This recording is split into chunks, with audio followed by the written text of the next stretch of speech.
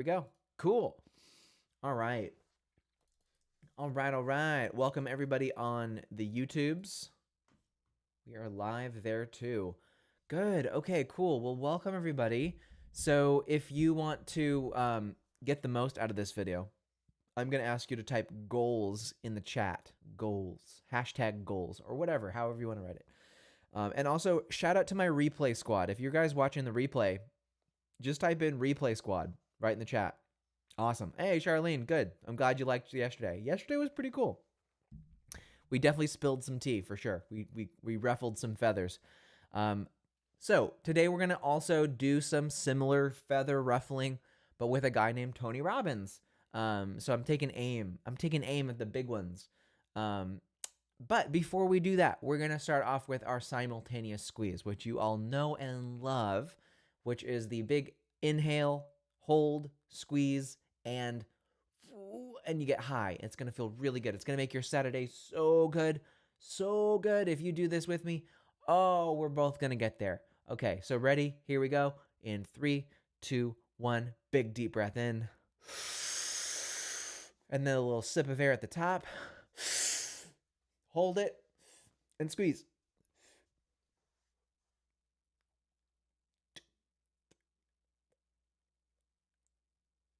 And exhale slowly. Ooh. Nice. Wow. So cool. I wish that were as simple as sipping on a cup of coffee, but it's not. But it's pretty darn good. Not as much as having to go brew a cup of coffee. That's for sure. Good. Awesome. Lori, you also liked yesterday. Yeah, I enjoyed yesterday. Yesterday's video was pretty fun. I think we definitely spilled some tea. But today, we're going to do the same thing. So, folks, what does the title of this video mean?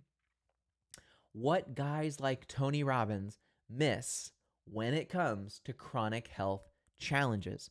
The specific thing that they're missing is when they tell you to think and focus on your goals. What are your goals? I have a real big problem with this way of looking at your health and your life in general, but especially when it comes to your health. The reason being, let's say, for instance, that you have a goal related to your health. So something as simple as, I want to lose 20 pounds. We won't even start with a chronic health issue. Needing to lose 20 pounds so you can fit in a dress or something like that is not a chronic health issue at all. Now, it may prevent you from getting a chronic health issue in the future, potentially, but let's just focus on, let's just say our imaginary focus right now is, let's say, a woman who's 41 years old, 20 pounds overweight, going to her high school reunion soon, and just wants to lose 20 pounds, okay? Yeah, Lori, not a huge Tony Robbins fan. I mean, we'll see kind of where there's some good and there's some bad. And we're going to start with the bad. So let's say your goal is to lose 20 pounds. And here's how that helps you, but here's how it debilitates you. One is that having a goal keeps you focused on something in the future. But a goal, by its very nature, is that which you do not have. And anything that you do not have, and the more that you focus on that which you don't have, creates a sense of urgency and a sense of lack. L-A-C-K. Oh, I gotta mute my computer. Don't message me while I'm on live videos, guys. So I get these updates on my phone. So if you set a goal, it sets a sense of a thing in the future. So that's a good part of it, but it means that the thing in the future is something that you do not have today, and you lack it, and it's urgent. Meaning, just because you say, I want to lose 20 pounds, it sort of infers that, like, if you worked harder, it could come faster. And if you missed a day, it's going to come later. So by its very nature, goal setting sets the person who is setting the goals into a really bad situation. Do you guys follow so far? And I'm sure every one of you watching has had some goal that did not come true, that didn't happen, and it stressed you the heck out. It's definitely in goal world, goal land. Goals can stress you out so much. It's terrible. It's debilitating. It's horrible.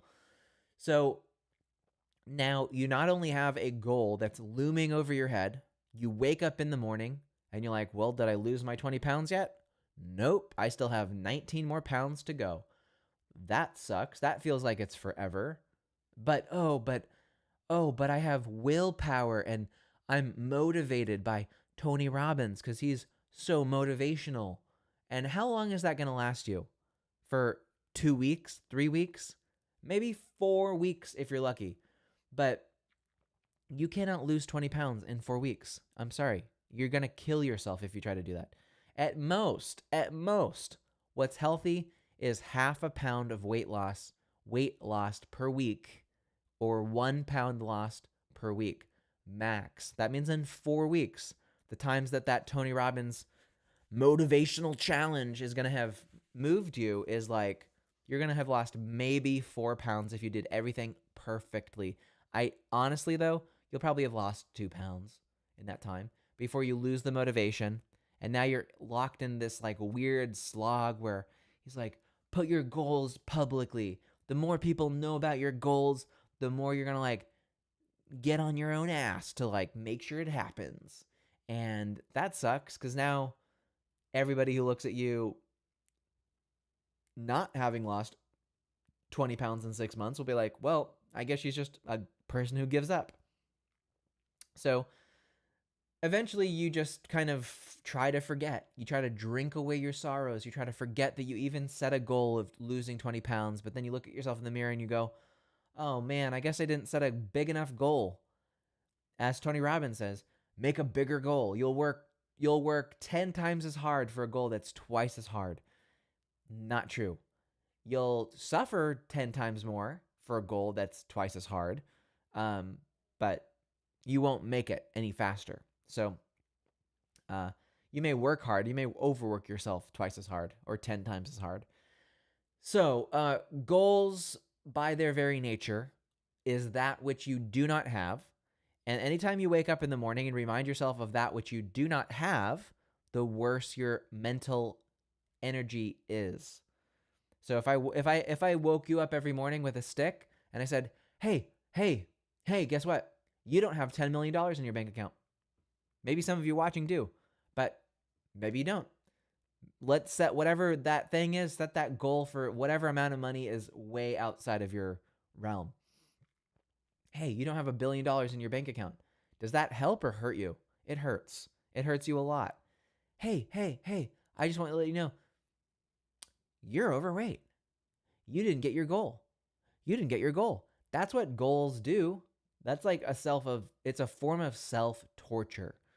So this is the kind of stuff that Tony Robbins and people like him do to people all the time. Now let's make it even worse. Let's say that you have a chronic health condition with no clear end in sight. And now you take the same Tony Robbins-esque goal setting. Yeah, man, we're going to set some heavy duty goals today. Oops. I hit the wrong button. I had a goal on my chair. No, I hit a button. So my chair doesn't rock backwards so much. So let's say that there's a goal for getting better, right? So let's say that you developed a chronic health issue and you're like, okay, I've been listening to Tony Robbins a lot. I guess my goal should be that I want to get better. Now, how does that work in your mind? How does that work in your actual psychological brain? Well, it means most mornings you wake up feeling like absolute garbage. You feel like a hot pile of burning garbage trash when you're sick, okay? You wake up and you feel like absolute garbage and you go, what was my Tony Robbins goal that I was setting? Oh yeah, to be completely better? Wow. Not only do I feel like absolute hot garbage today, but I also don't feel good. As in, I don't have my goal. As in, I haven't lost 20 pounds. I haven't made $10 million. I haven't XYZ. And so it gets you to focus on the things that you lack. The things that you lack. Oh, I don't have the fulfilling relationship with my children that I hoped I would. What should I do? Oh, I should get another Tony Robbins tape. I should, invest in another Tony Robbins goal setting seminar or whatever. So when you set goals, they really fuck up your brain. They really, really do. And I was in that state myself. I was a big Tony Robbins gung-ho guy in 2016. Literally had never listened to a Tony Robbins thing in my life prior to 2016. And then I got into a car accident, and then I found Tony Robbins. I had heard of him before, it wasn't a non-starter for me. But I was like, okay, I need all the help I can get. So I started doing goal setting. And I did get some of my goals, but it came at an immense cost to my health. My goals were not about getting healthy. My goals were about, making money, getting success in my business, and my health suffered so substantially because I thought, well, if I got my goal, then I'll be happy. If my goal came true, then I would finally feel good. Then I would be happy. But no, here's the other really perverse, screwed up thing. You work your ass off. You chug, you burn, you grow, you move, you motivate yourself. Let's say that you do get what you consider to be the goal, right? Yeah, exactly, Robert. You have it spot on.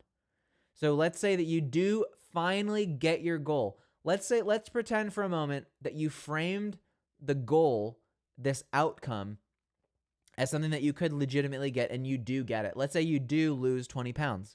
You stand on the scale one morning and you go, did I lose 20 pounds? And you're like, oh my God, I actually lost 20 pounds. Wow.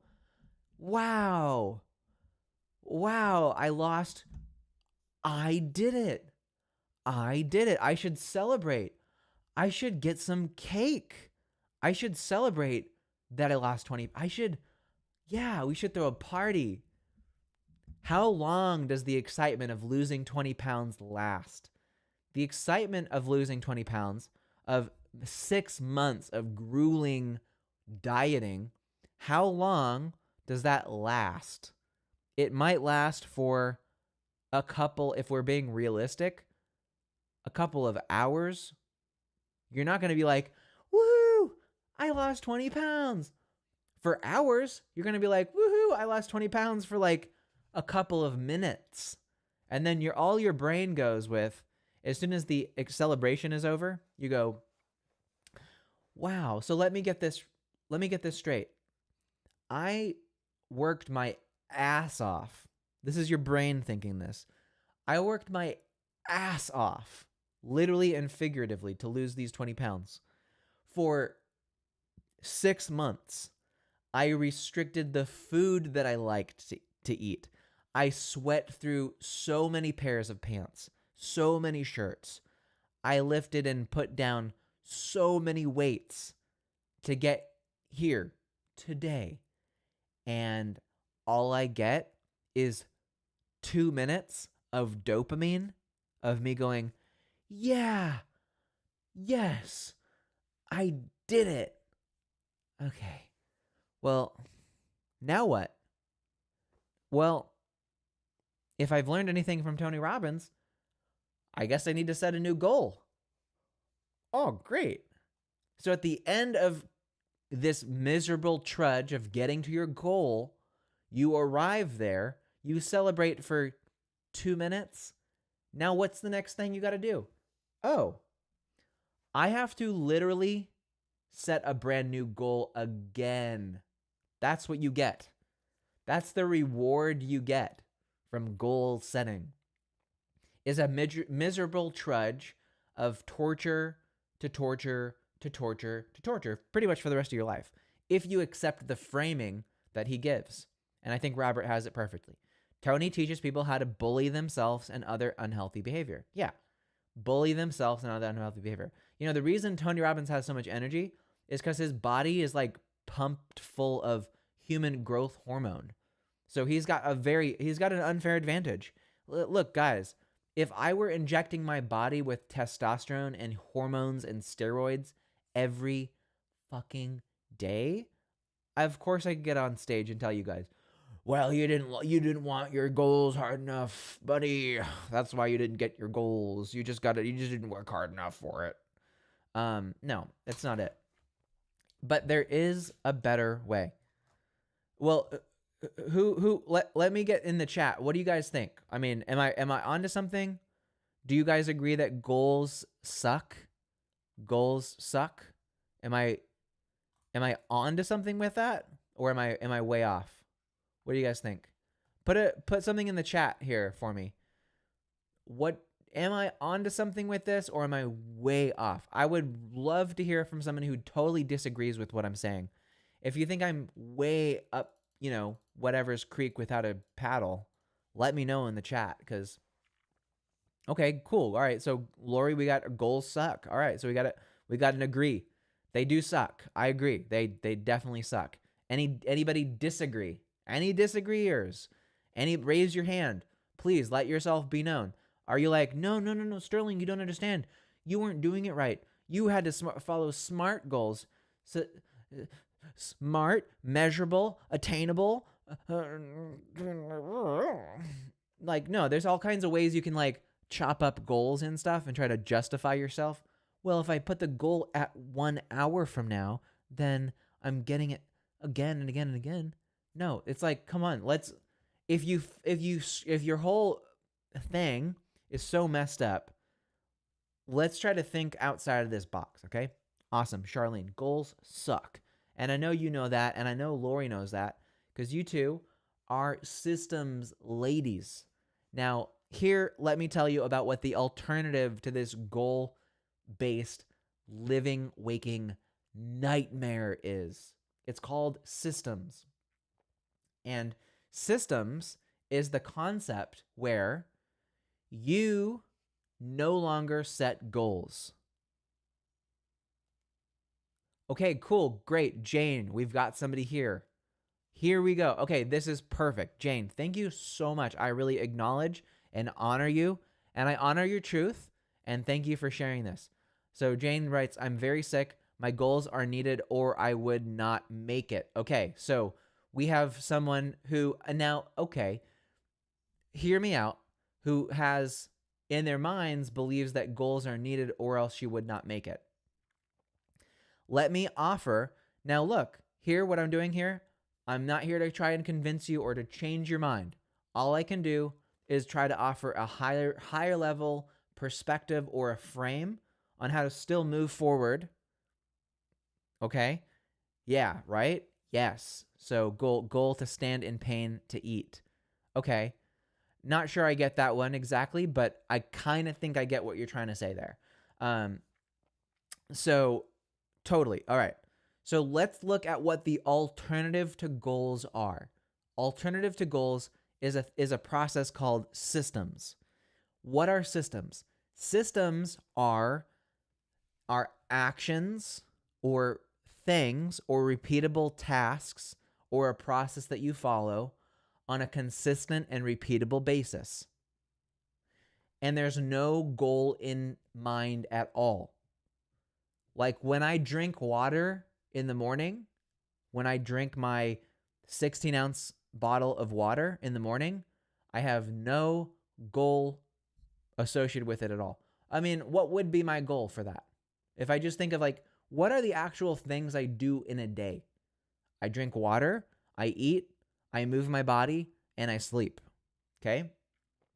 So I have to do all these things, right? I can do them better or I can do them worse.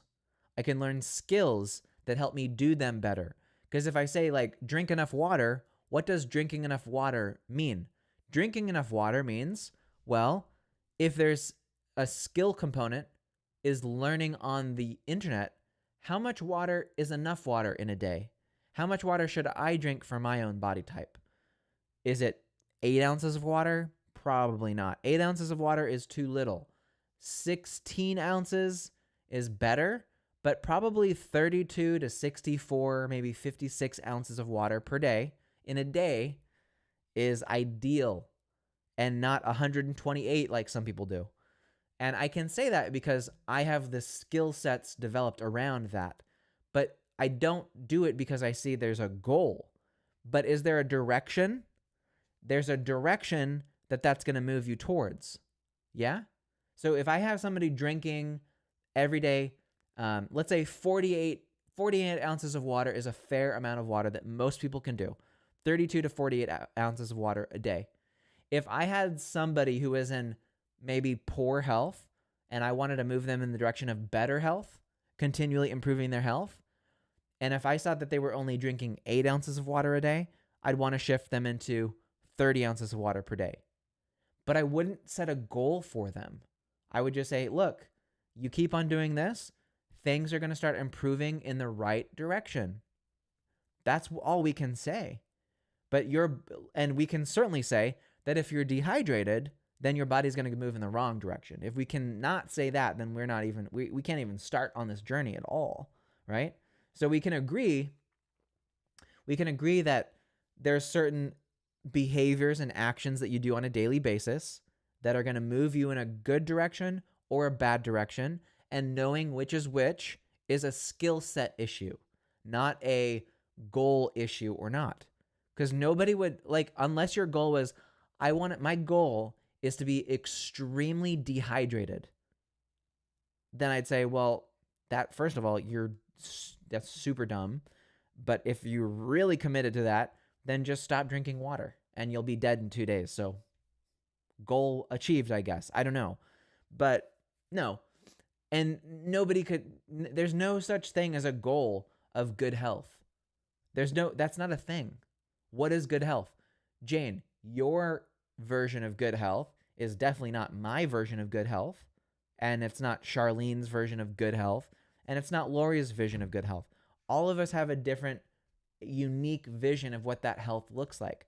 Some people, their good health might be like, I want to go climb Mount Everest in my lifetime. Or some people like, I want to be able to lift up my grandchildren. That's their individual vision. You should have a vision and kind of work from that. Like, yeah, I would like to be able to lift up my grandchildren. That's a vision. That's not a goal. A goal framing would be, I want to be in Italy with my youngest 2 children, and they're super happy, and they're both riding on my shoulder as we eat limoncello and, in front of the Trevelli fountain on June 12th, 2029. That's my goal. That's how a goal is. That's how a goal is framed. But that's ridiculous. You don't need something like that. You just need to say, my vision for my health is that I have enough energy to lift up my 2 children. And then whatever. Now throw that out the window. That vision, throw it out the window. Because I can tell you that if you drank enough water systematically every day, and you slept well every day, and you exercised your body in some way every day, and you ate good food every day, that most likely is going to become an inevitable thing you're going to be able to do. So just do the systems. Drop the whole goal thing. Don't waste your head down. Like, Jane, I know you think you need a goal here, but consider if you spent time just focused on skill building towards a vision and the systems that are required. For instance, all of my clients, they have a dashboard and they check every day that they stimulated their vagus nerve, that they exercised, and that they did something related to either their family, their work, family time. Spend time with my family. That's it. That's what a system can be. Super simple. Can you spend time with your family? Yeah. If you have a family, yeah, of course. And what does spend time with your family mean? It could mean anything. It could mean do a FaceTime call if you can't make it there. Systems are very flexible, and you think flexibility is a downside here. Flexibility is your best asset, especially if you're dealing with a chronic issue. If you're dealing with a chronic health issue, you absolutely need flexibility. Don't you? Right, Jane? Don't you? Don't you need flexibility to make this stuff work right? Because if your goal was, I have to spend, I mean, what, I don't know. What is a goal that someone with chronic health issues might have that they don't do, right? Um, a new crew popped out today and I can't lift head. Oh, I'm so sorry, Jane. Aw. Yeah, no, this is about learning to work with vagal problems. It is. It 100% is. How would it not be? I just said that. All our clients in a dashboard, first thing in their day, have a little yellow system that stimulate my vagus nerve, and they check it. And how do they fulfill the purpose of that system? Flexibility would allow you to say, okay, well, I either breathed, I did some breathing, I hummed, I did cold water, I used ultrasound right on my vagus nerve, and I stimulated it just as Sterling told me to. The system is that they need to flexibly be able to show up for it to move themselves in the right vision for better health. That's it. So, I mean, no mistake there. I think I'm pretty clear on this stuff.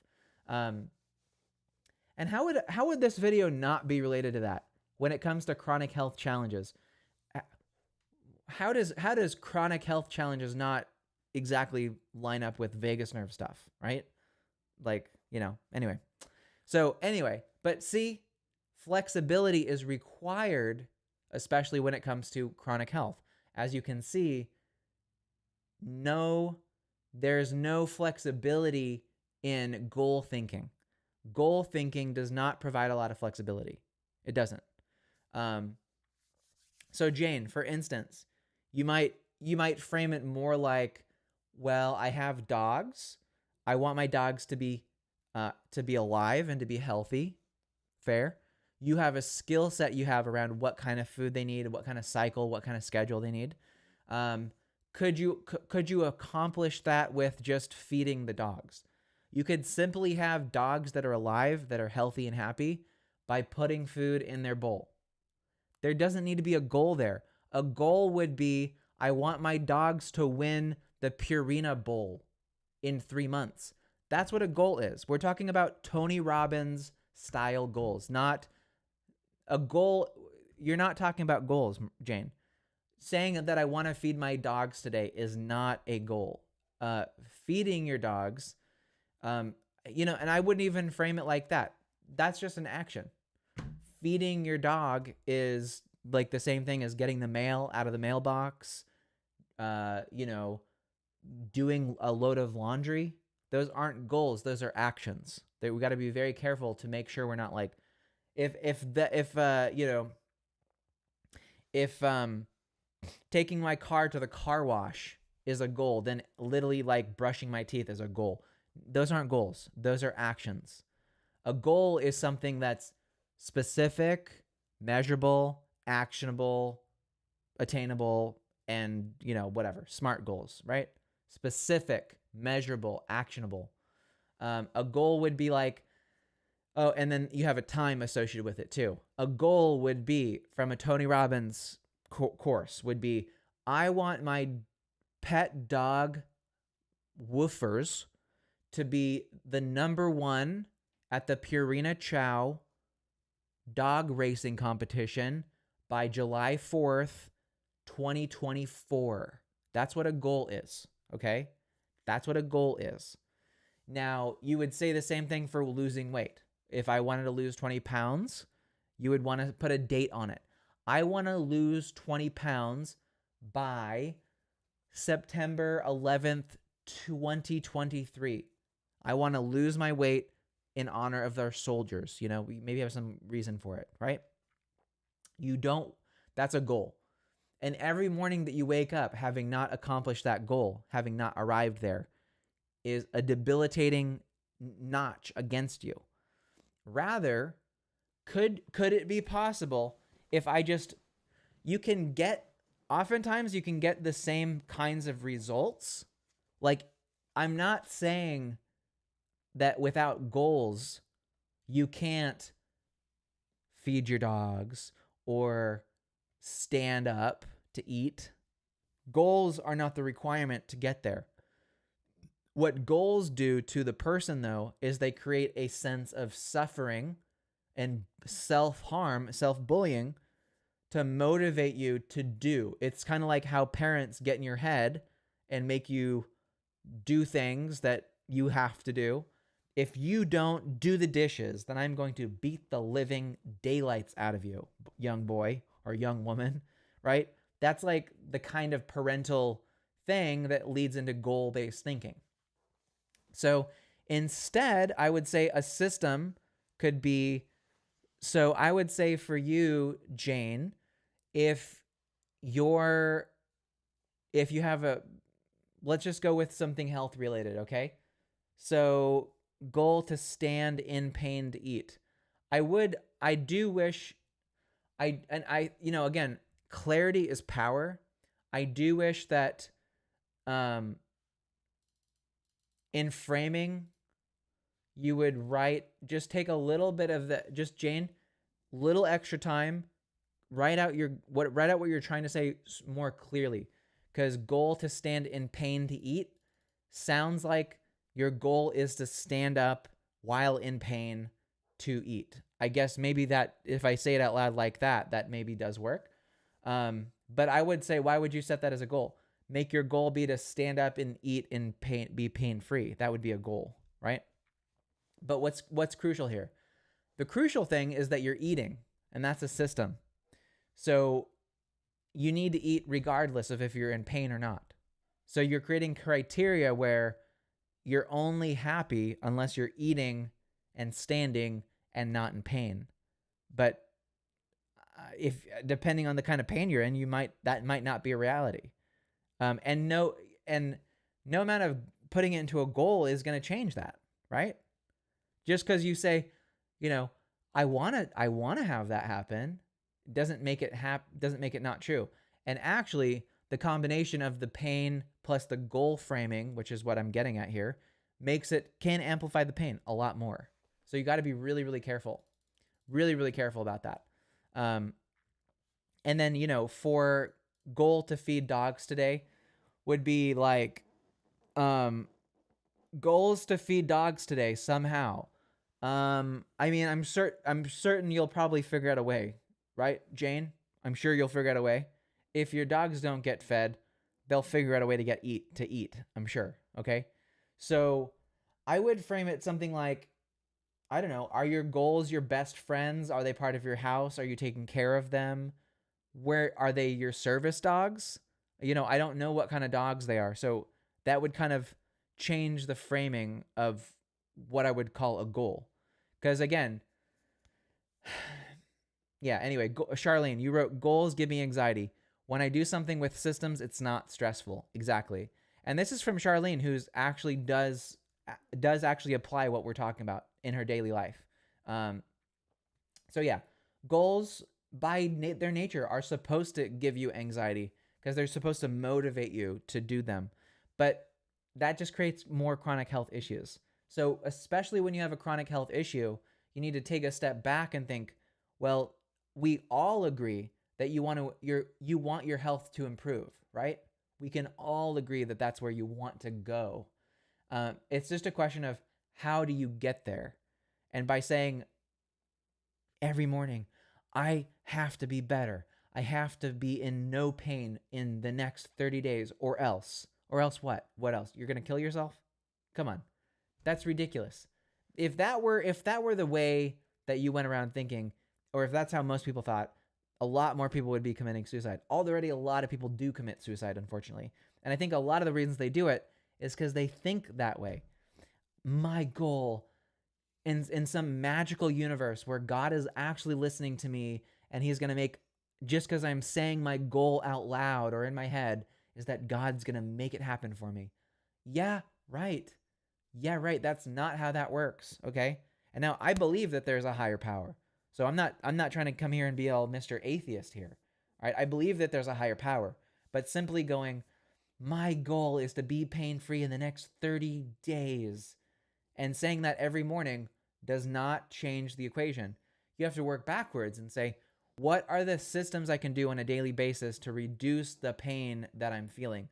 Better sleep, drinking more water, exercising your body in whatever way you can flexibly, and eating right. Drinking, sleeping, exercising, and eating. Drinking, sleeping, exercise, eat. Those are 4 systems categories that so you just followed those. If you just said, okay, for the next 30 days, I'm going to just follow thinking about 4 primary systems. Drink enough water, eat good food, get good sleep, and move my body in some way, shape, or form. And if you did that every single day, your health will improve. Very simple. And if you added the 5th one, stimulate my vagus nerve, you would see your health improve substantially faster. You see that? But there's no goal with vagus nerve stimulation. There's no goal. There's no destination. You're not going to stimulate your vagus nerve and wake up one morning in Valhalla. There's no goal. There's no destination with vagus nerve stimulation. It's a continuous and never-ending improving journey. That's why I personally offer 3 programs right now. Phase 1, Phase 2, and Phase 3. And we already are in the works for a Phase 4 and maybe someday a Phase 5. But I've been blown away by how you can take someone with chronic health issues in Phase 1, move them through to really good health into Phase 2, and incredible memory and incredible mind too. Did you know that you can eliminate brain fog completely and not only go back to a normal smart brain, but an enhanced cognition? Did you know you can get yourself to be smarter through vagus nerve stimulation? Did you know that the United States Pentagon, DARPA, the United States military has invested hundreds of millions of dollars into vagus nerve stimulation because it makes their soldiers way smarter? Did you know that? I don't know if you did know that. That's why we have a Phase 2. Because once you get better at chronic health and your brain fog is gone, we make you into a super soldier. Not a soldier that's going to go, we're not sending you off to a war zone, but super brain, Phase 2. Phase 3, super spiritual. It's a meditation program. Phase 4 is an in-person retreat. And then Phase 5 is where we actually train people to then use ultrasound as a practitioner to go help other people, right?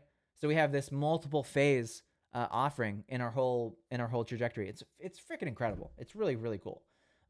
So I love it. I'm a really big fan. But there's no goal here, guys. There's no goal. It's just stimulate your vagus nerve as a system on a daily basis, and it can, in large part, drastically increase the rate of improvement that you have. Now, when I say stimulate your vagus nerve, write that in the chat, you guys. System equals stimulate my vagus nerve. Okay? That is a system. Stimulate my vagus nerve is a system. A task inside of a system is use ultrasound to stimulate my vagus nerve, is the task. Do deep diaphragmatic vagus breathing is the task inside of stimulate my vagus nerve. Sing karaoke is a task within stimulate my vagus nerve. And the purpose for stimulate my vagus nerve is so that I can feel incredible, so that I can feel alive again. That's why you do it. So you have a system, you have a purpose, and you have the tasks that you do inside of it. It's called the SPA method, S-P-A. System, purpose, action. SPA method, system, purpose, actions. Super simple, you guys. Be like, okay, where do I want improvements in my health? I want improvements in my finances. System, consistently increase the money I make. Consistently increase the money I make. No goal. Don't set a goal like, I want to make $10,000 per month. I want to make $30,000 per month. Just say, I want to consistently improve the amount of money I'm making to beat inflation as the purpose. To beat inflation, just to keep up with inflation, at least you need to have a system like that, okay? To make a little bit more money consistently so that I can beat inflation and live the life of my dreams. And the actions would be what? sell something to people, offer a service, go to the government and collect unemployment, whatever it is. But you need to consistently improve the money that you receive every single month. That's a financial system. That's a spa for finances, a spa for your vagus nerve. System, stimulate my vagus nerve. Purpose, so I can feel incredible. Action, use ultrasound on my vagus nerve.